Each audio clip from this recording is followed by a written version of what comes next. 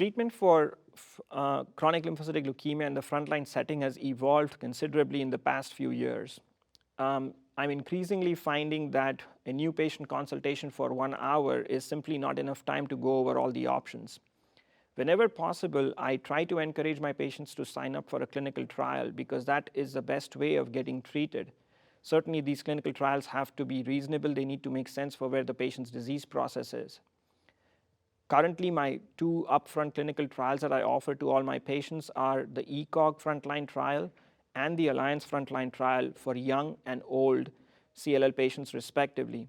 These trials are answering important questions of whether time-limited therapy with a combination of ibrutinib, venetoclax, and obinutuzumab is better compared to ibrutinib and obinutuzumab alone.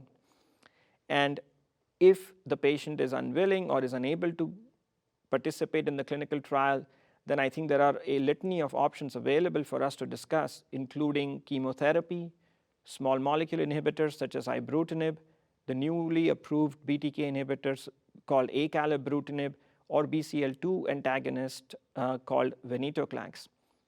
The choice of treatment depends on a number of factors, including the patient's risk profile, including what their IGVH mutation status is, what the CLL FISH profile shows, and in addition, what the patient's comorbidities are. Finally, whether patients would prefer chemotherapy versus indefinite oral therapy versus fixed duration of oral therapy are all considerations that we need to discuss prior to starting therapy for our patients with newly diagnosed chronic lymphocytic leukemia.